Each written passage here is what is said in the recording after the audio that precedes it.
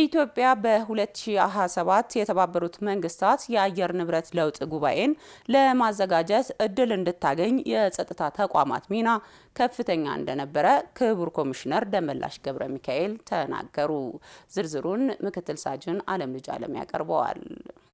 ኮሚሽነር ጀነራሉ ይህንን የተናገሩት ጠንካራ የጸጥታና ደህንነት ተቋማት ለጠንካራ ሀገረ መንግስት ግንባታ በሚል መሪ ቃል ለጸጥታና ደህንነት ተቋማት በተዘጋጀ የምስጋና መርሃ ግብር ላይ ነው።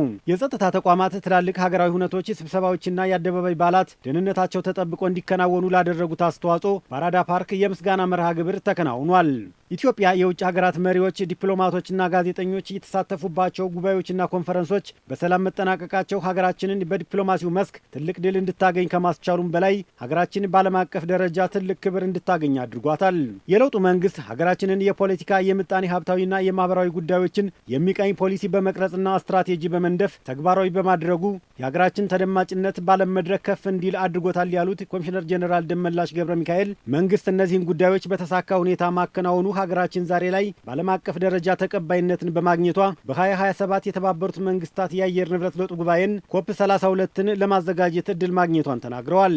ዛሬ ላይ እንደ ሀገርም ለአህጉርም ጭምር ሞዴል በሆነ መልኩ የነዚህ የጸጥታና የደህንነት ተቋማት ቅንጅትና አሰራር በተለይ ደግሞ በውጤትም ሲለካ የሀገራችንን ሰላምና ደህንነት ለማስከበር በውስጥ ባንዳዎች በውጪ ባዳዎች ተቀናይተው ሀገራችንን ችግር ውስጥ ለመክተት የሚያደርጉትን ርብርብ በመቀልበስ እነዚህን ትላልቅ ኩነቶች በማሳካታችን የኮፕ 32 በ2027 ሀገራችን እንድታከናውን እንደዚሁ ደግሞ የአፍሪካ ኢንተርፖል ሰሚት በ2027 እንደዚሁ ኢትዮጵያ ላይ እንዲከናወን በ2028 ደግሞ 196 ሀገራት የሚሳተፉበት የዓለም አቀፉ ኢንተርፖል ጀነራል አሴምብሊ ወይንም ጠቅላላ ጉባኤ በኢትዮጵያ እንዲከናወን ትላልቅ ሀገሮችን አሸንፋ ተመርጣ ለዚህ በቅታለችና የሀገራችን የጸጥታና የደህንነት ተቋማት እንደዚሁ መላ የሀገራችን ሕዝብ እንደዚሁ ደግሞ የኢትዮጵያ መንግስት በዚህ ልንደሰትና ልንኮራ ይገባል።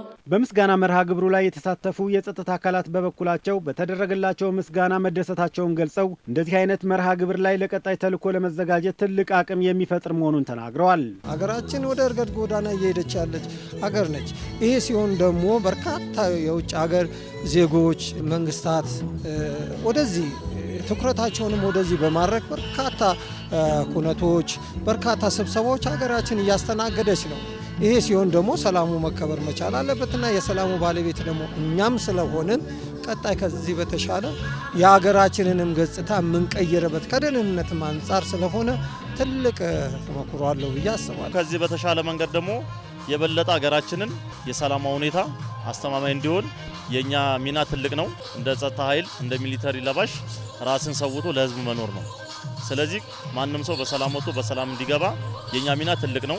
ስለዚህ ከዚህ የበለጠ ደግሞ ተነሳሽነታችን ጨምሮ በደንብ የመስራት ሞራሉ ስላለን በደንብ እንሰራለን ብዬ አስባለሁ።